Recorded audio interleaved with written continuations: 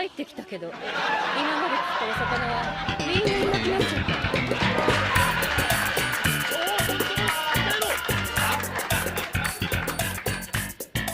I wish I could care about anything as much in my life as I care about anime that are about absolutely nothing. That might not make sense to you, but give me a second to try to explain it. Like, you know, shows like Seinfeld or Curb Your Enthusiasm that aren't really about anything. These shows are extremely well known, and while they're super famous for being about nothing, at the same time, they manage to really explore human nature and make commentary about societal norms. But that's not like what they're there to do, or is it? I mean, I don't know. I'm not Larry David. And anyways, all of those are comedy. What if you want to watch something that's about nothing, but isn't a comedy? Well, if you want to scratch that itch and not just go for the jokes, you're gonna have to look at anime.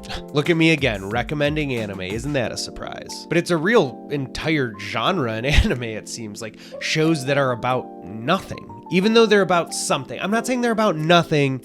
You're gonna feel something, there's meaning there, but the meaning is more conveyed by the characters as individuals, or like dark or thoughtful settings that they're in. It's not just about, here's the plot, here's our main goal, and we're gonna be hyper focused on that. Like, have you ever heard of the show Kino's Wonderful Journey? Kino's Journey? It's just Kino's Journey. It's just Kino's Journey. I got it wrong. Kino's Journey. Ooh. This is the GOAT. This is like one of the series. It's an anime that made me fall in love with anime. It opened my eyes, really, because I always watched anime for like shonen fight series. Unsurprisingly, if you've watched this channel before, you know I love One Piece. One Piece was on a lot when I was really young. Branching out into series like Kino it was a changing point for me to understand that anime itself isn't a genre. Anime is a medium, and within that medium, any genre can exist. And when you watch Kino's Journey or you read it, it feels super aimless. Like, it feels like there's no overarching plot that they're going towards.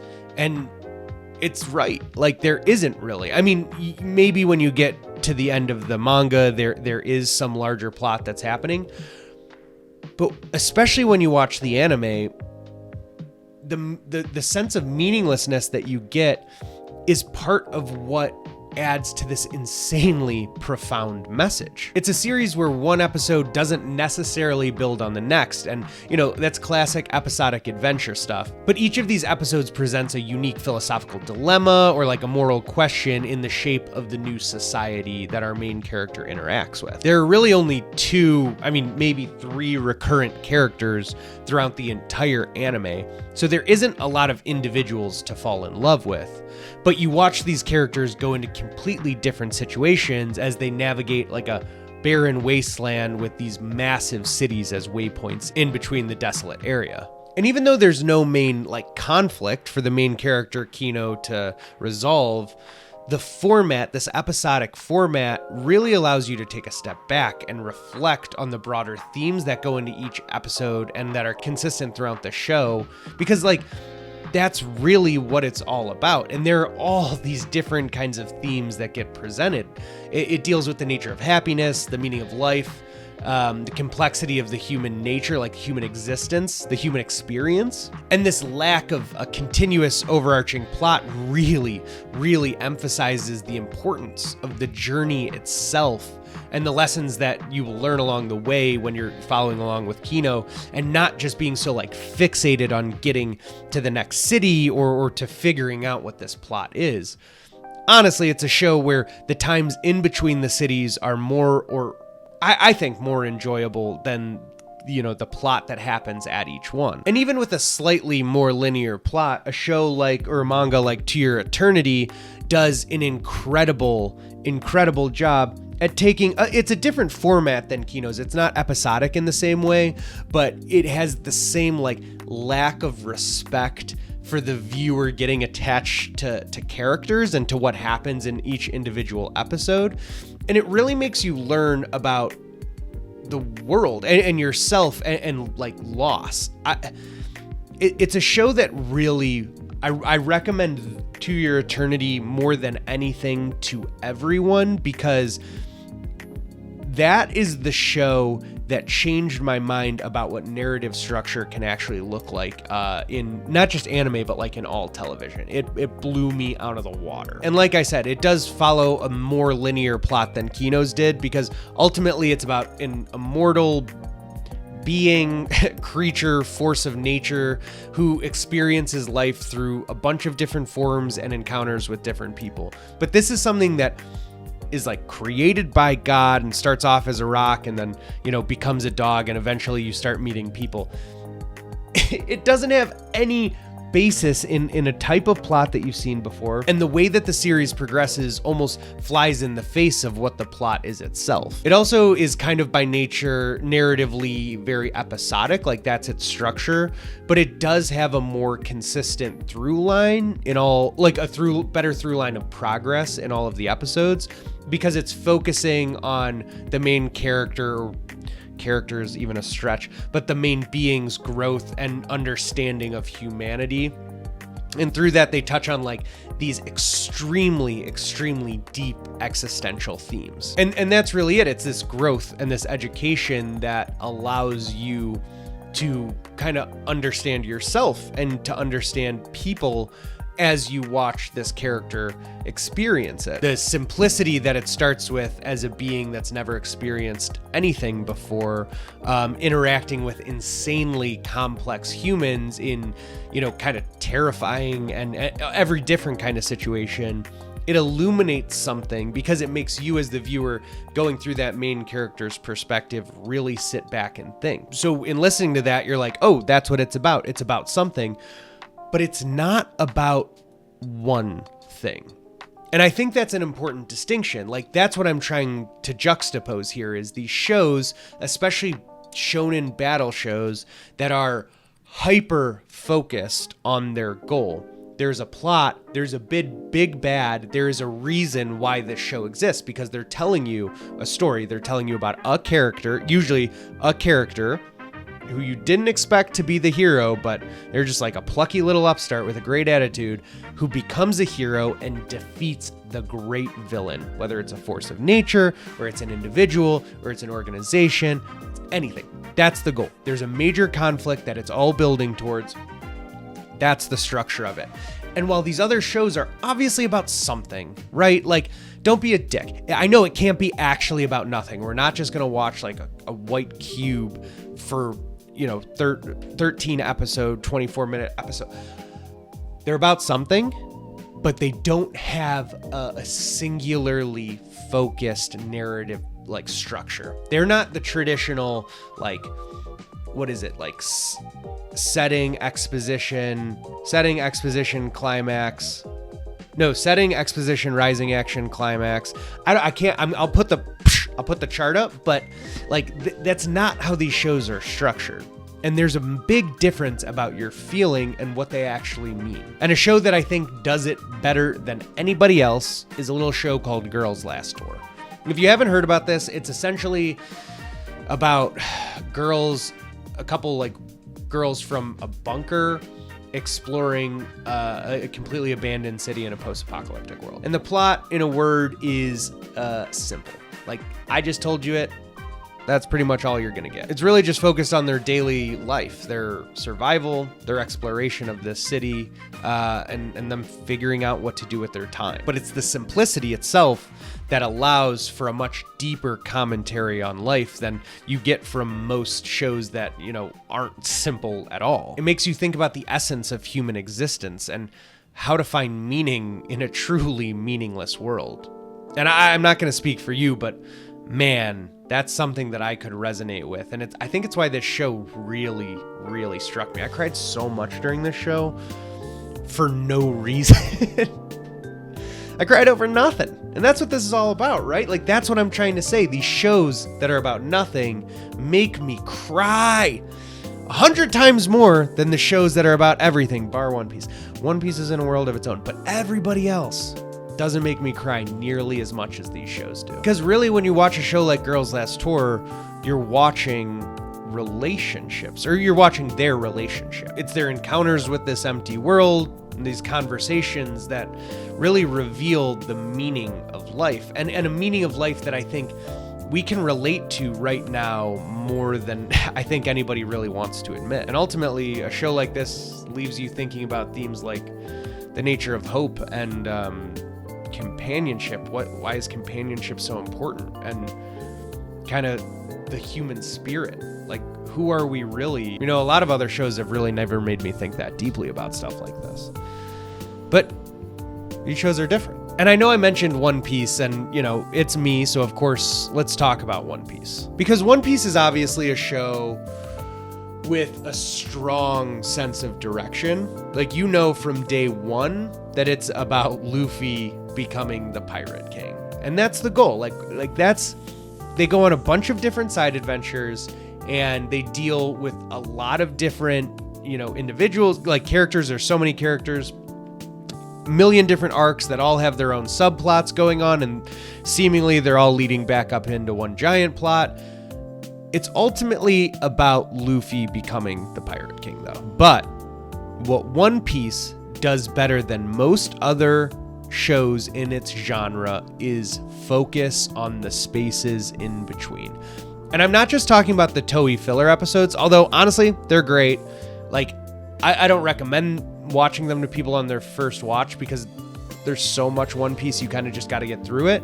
But the filler episodes are fun. And even the like filler-y moments that are canon, looking at you, Long Ring, Long Island, like those parts add so much depth to the world, to the show, and to the characters that you can't really take them out. I truly believe that Long Ring, Long Island is going to be like incredibly important. There's no reason for it to be in there if it's not.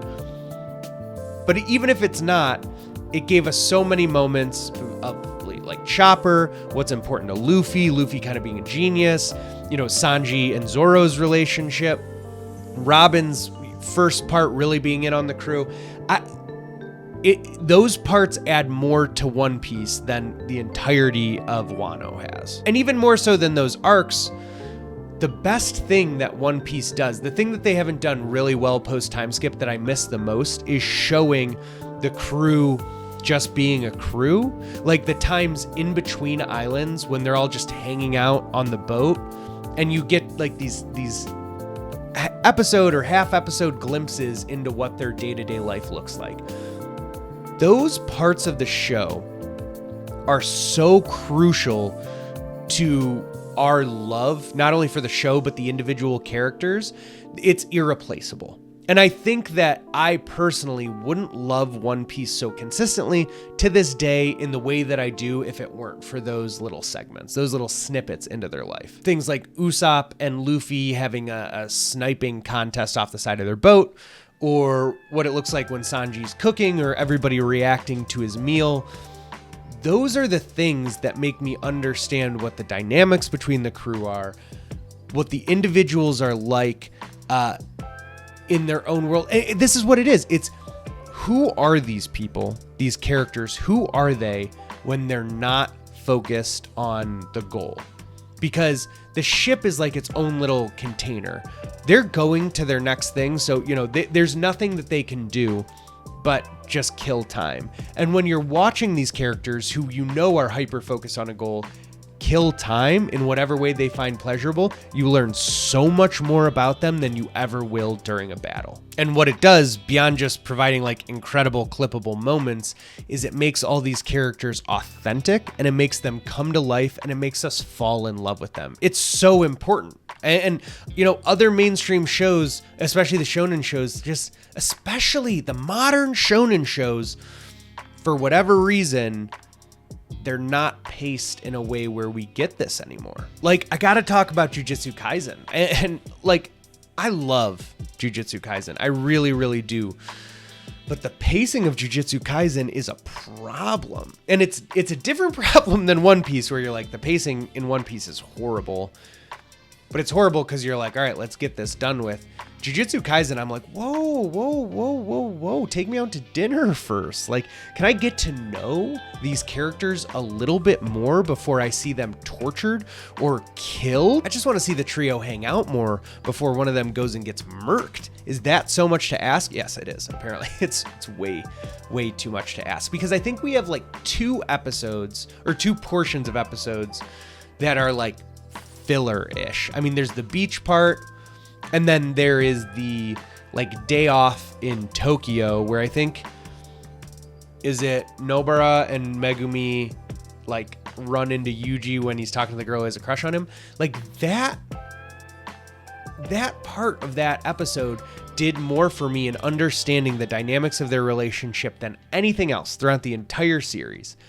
And those moments, like when they have off days with Gojo, are the basis of so much fan art, so many fan theories, so many like essays and dissertations I've read on Twitter or Reddit or Tumblr, God forbid, that just talk about how beautiful it is that Gojo took these kids and the relationship that they formed. People are talking about that shit off of 3 minutes of content.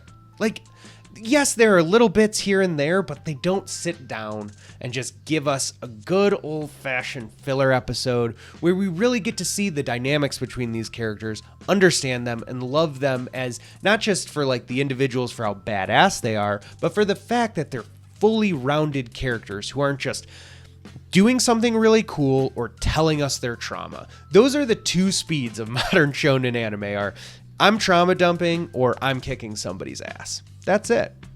And JiuJitsu Kaisen, I think, is one of the worst for it, but it's not the worst, because the absolute worst is Demon Slayer. I shouldn't say that so absolutely. I did use the word absolute, but man, Demon Slayer is a show that is in love with great animation and allergic to character development. I mean, Tanjiro is the same guy as episode 1. He's the same guy pretty much as before his whole family dies, except the difference is now he's got like a really big burning hatred for demons. Not that he loved them before, but now he's like, I know what my goal is. He's the same guy, just without a goal. And these characters, pretty much all the characters across the entire spectrum of the show, but the main characters, Tanjiro and Nezuko, are only really understood within the context of their quest. We get moments of respite, like when Tanjiro's healing or he's training, that you can see flashes of, who he is beyond just his relation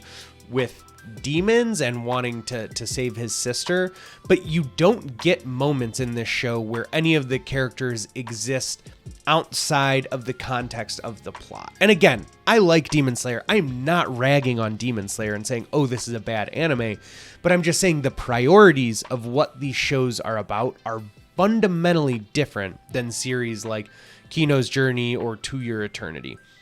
These shows, these modern shonen shows that I love, we all love, are about plot. They're about, here's the main character, here's the big bad, let's get them in the same room together, and it's going to take 56 episodes, and we're going to see them die like 100 times, and they're probably going to cry a bunch. Great. Really, really gut-wrenching. Definitely teach you a lot about being resilient. The themes are pretty shallow, though. And I think that's something that I think it's a reason why One Piece is so popular, or a show like Hunter x Hunter is so good, stands above all the rest in its genre, is because the complexity, the time that they give to characters lets you see the world be a lot fuller than just this relationship between the main character and their end goal. When all these shows are just about the vehicle of getting the main character to their end goal, they're not bad shows, but they're unilateral. They're going in a singular direction, and you either have to like that direction or get off. That's also not how life is. Anyone who's over the age of like 25 knows life is a lot less linear, a lot less predictable, and a lot more boring than these shows let on, than any, whether it's Instagram or TV shows.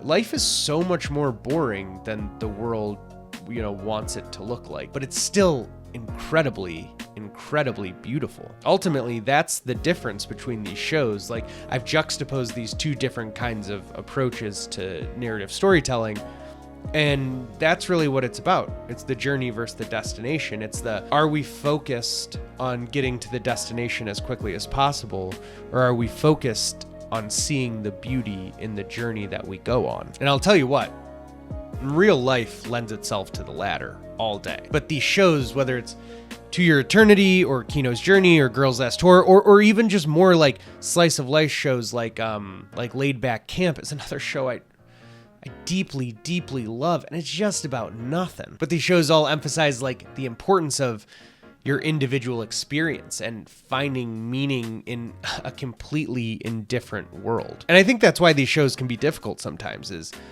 they make it really clear that the world does not care about you.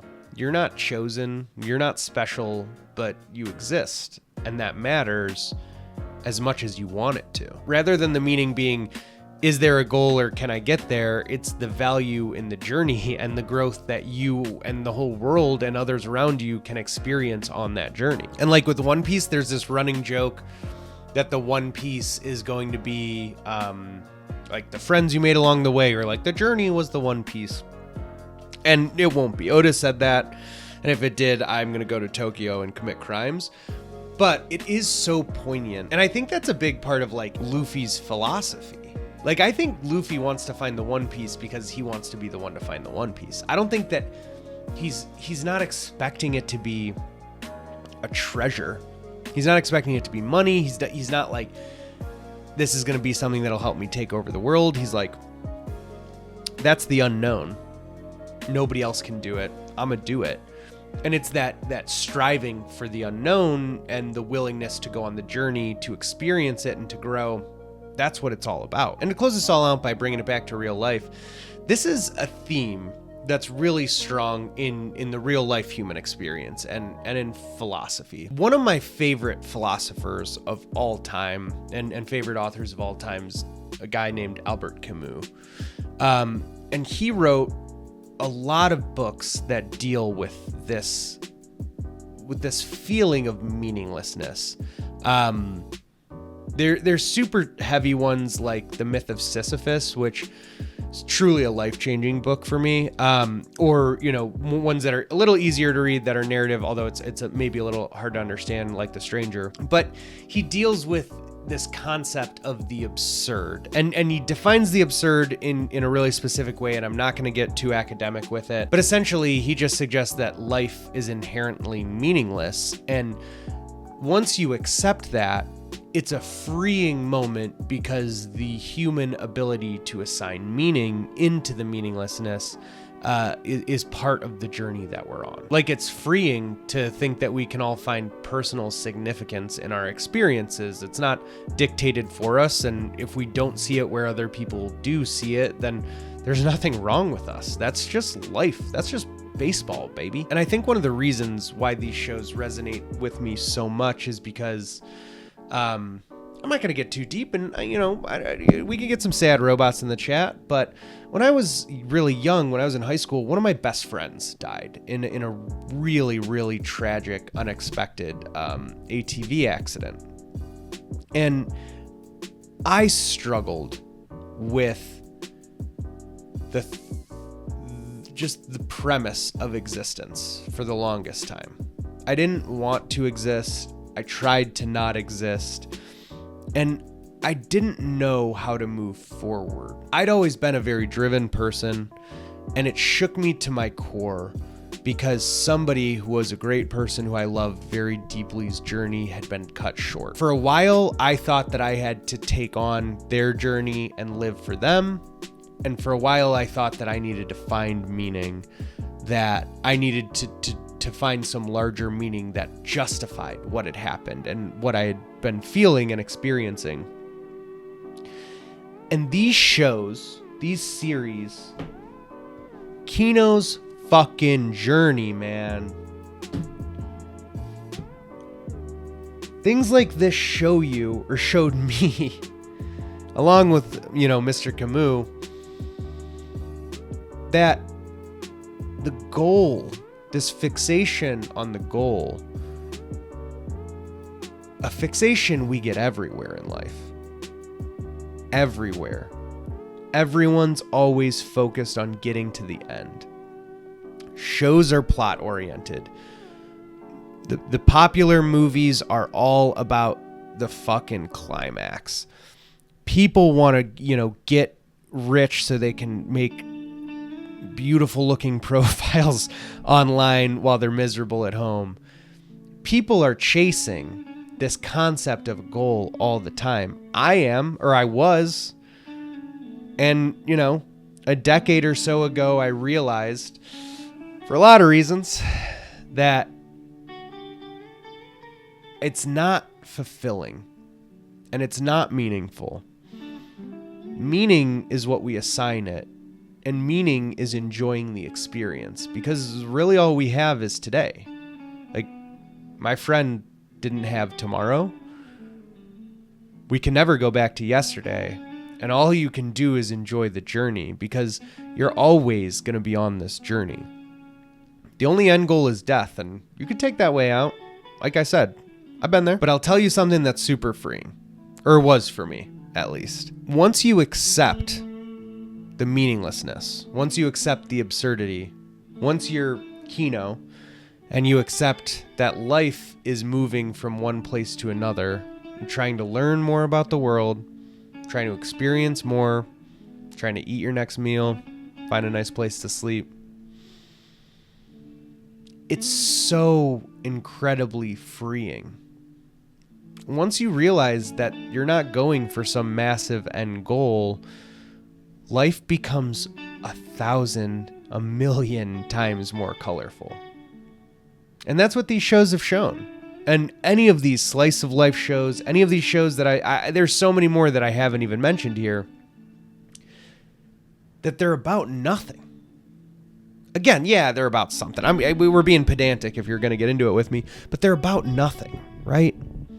And they mean so much more than 99% of these shows that try and be about something deep, or rinse and repeat the same formula for shonen or isekai anime. These shows mean something. These shows are about something because they're about what it's like to be. And I will, for my entire life, beat the drum that anime that's about nothing is about so much more than anime that tries to be about anything.